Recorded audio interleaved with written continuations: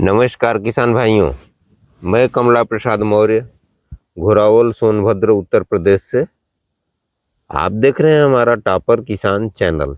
Topper किसान channel पर आप लोगों का स्वागत है।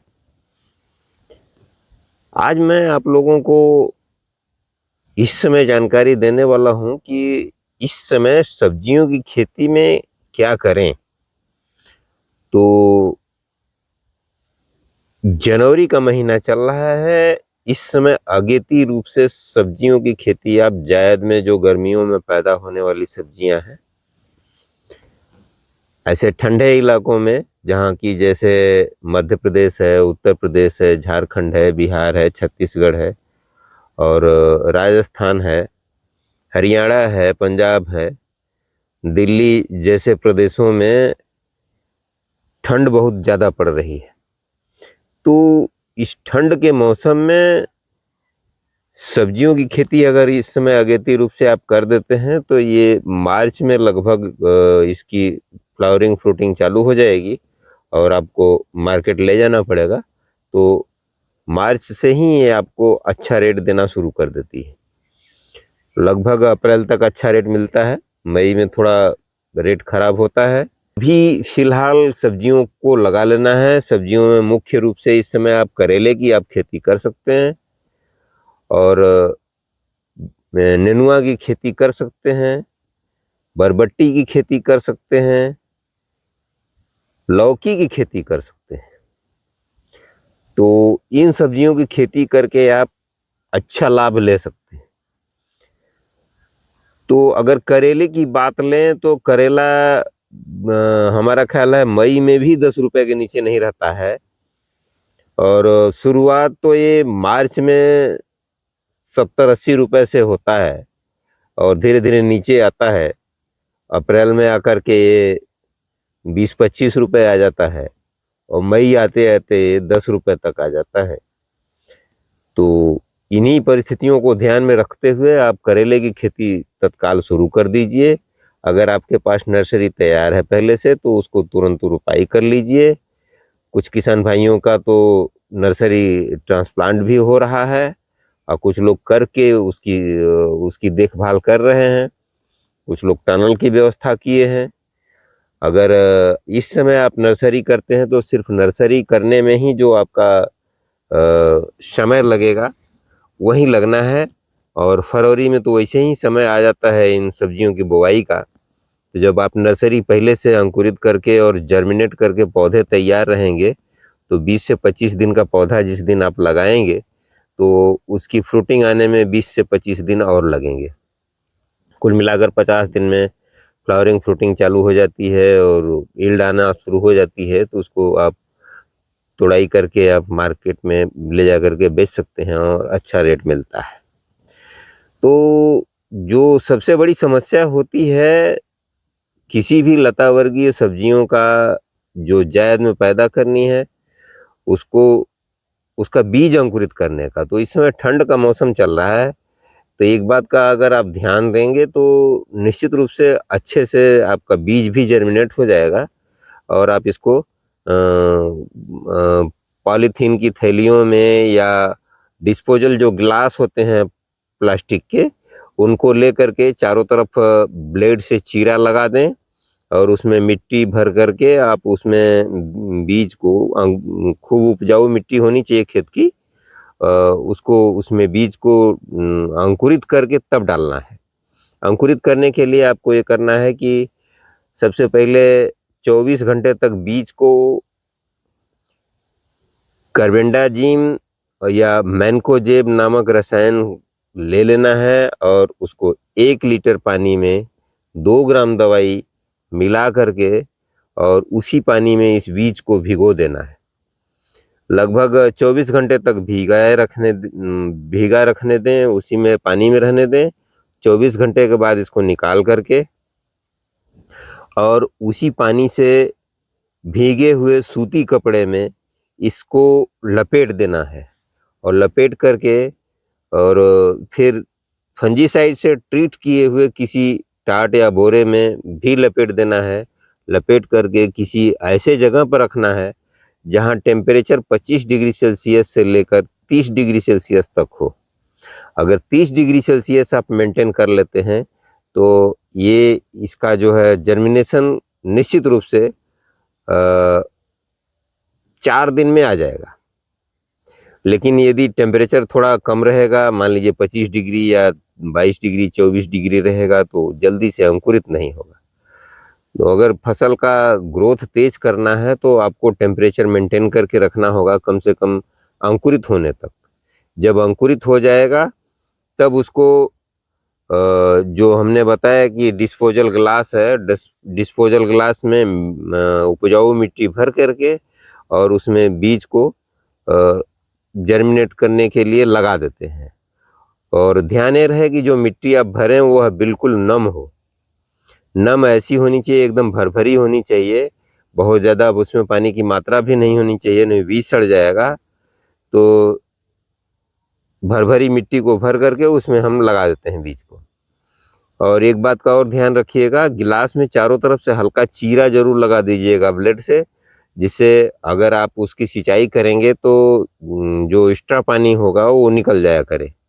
जैसे ही आप इसको लगा करके कंप्लीट करते हैं तो इसको जहाँ भी रखिए एक जगह जहाँ की आप टनल बना सकें। इसके लिए एक आर्टिफिशियल पॉली हाउस बनाएंगे छोटा सा। तो जो बांस की टहनियाँ होती हैं उनकी पतली टहनियों को लेकर के आप झोपड़ी नुमा बना करके यू आकार का बना करके जमीन में गाड़ दीजिए और ऊपर से पॉलीथीन की पारदर्शी शीट लगा दीजिए और इसको बिल्कुल बंद कर दीजिए। इसी में आपको इसको रखना है, जिससे कि दिन के समय टेम्परेचर अच्छा रहे और रात में भी टेम्परेचर मेंटेन रहेगा तो पौधों की ग्रोथ अच्छी होती रहेगी। 20-25 दिन तक आपको इस टनल में रखना है और दोपहर में आप इसको खोल भी सकते हैं 2-3 घंटे के लिए प्रतिदिन, और शेष समय में इसको बंद रखना है।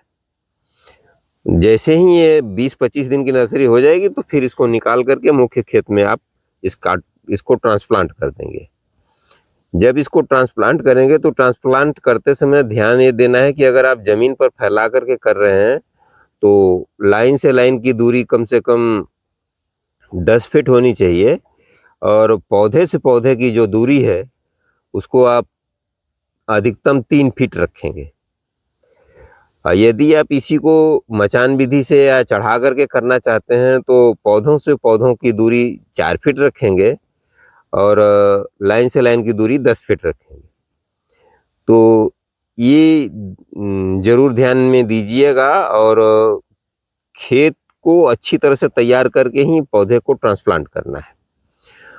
अच्छे तरह से तैयारी करने के लिए हम लोग यह बताते हैं अक्सर कि कम से कम 6 टन गोबर की खूब सड़ी हुई, बल्कि हम सड़ी हुई नहीं कहेंगे, पकी हुई खाद आपको डालना है।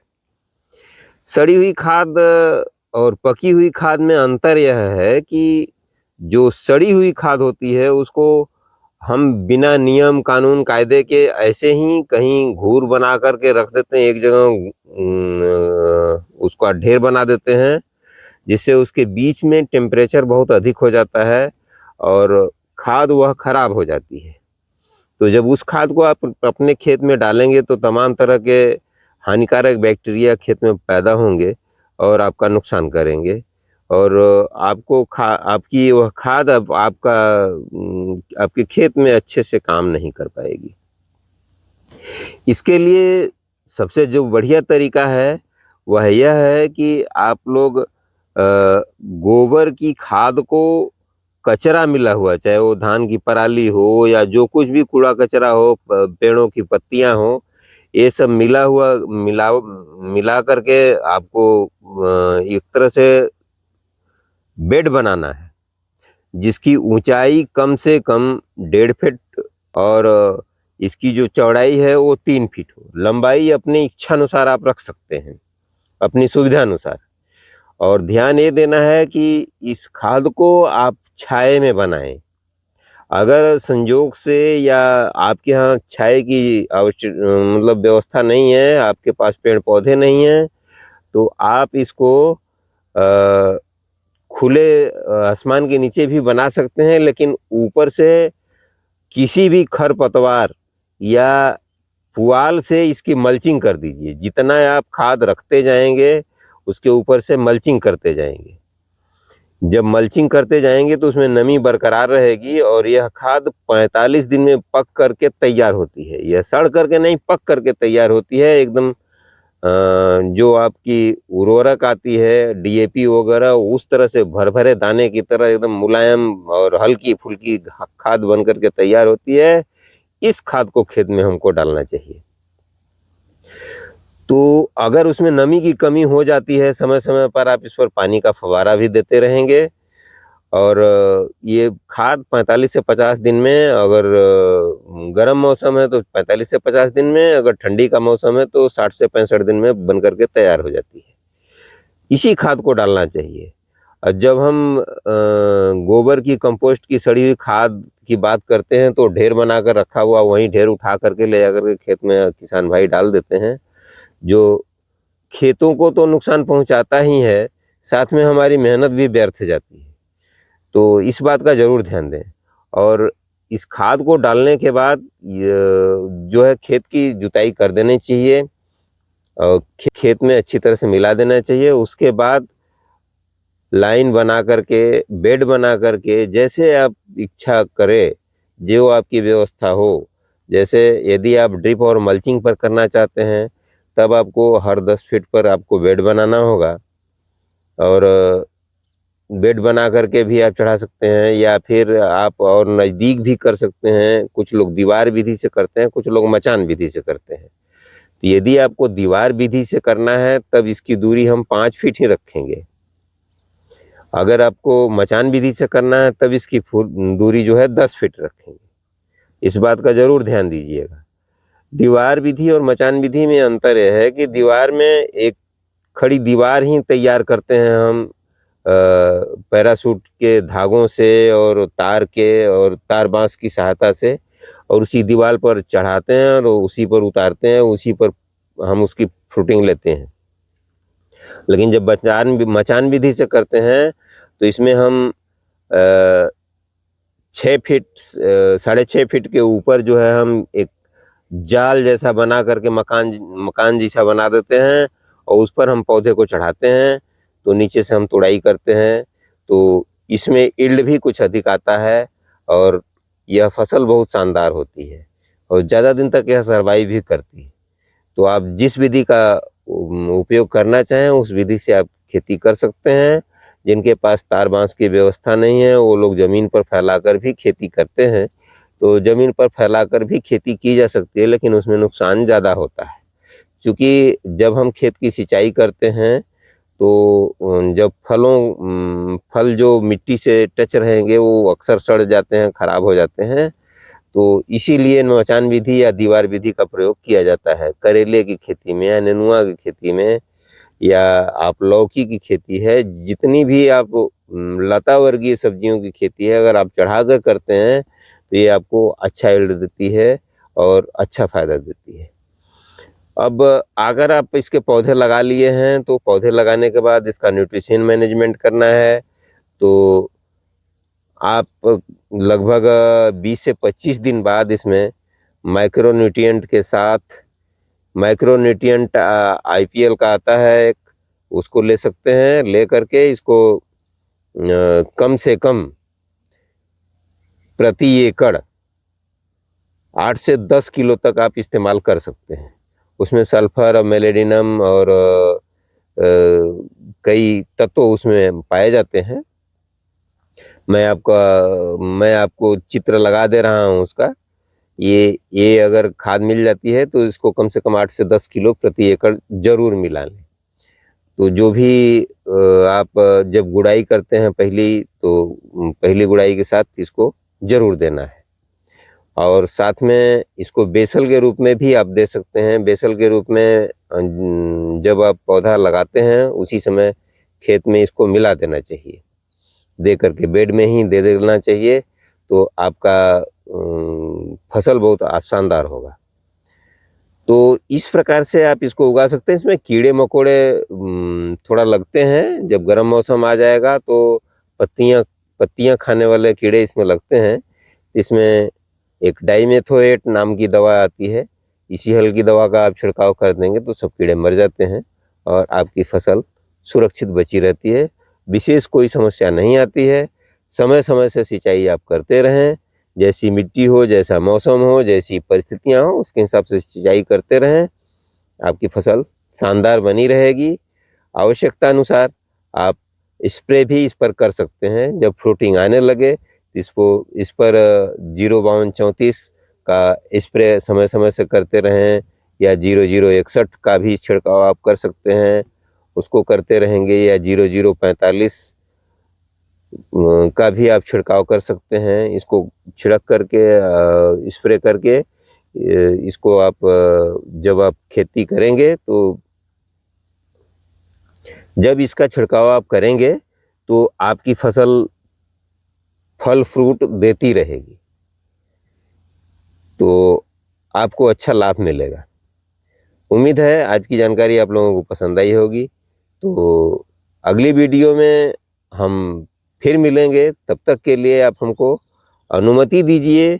साथ में हम आपसे उम्मीद करते हैं अगर आपको यह जानकारी अच्छी लगी है तो वीडियो को लाइक ज़रूर कीजिएगा, और साथ में अन्य किसान भाइयों तथा साथी मित्रों में इस वीडियो को शेयर ज़रूर कीजिएगा।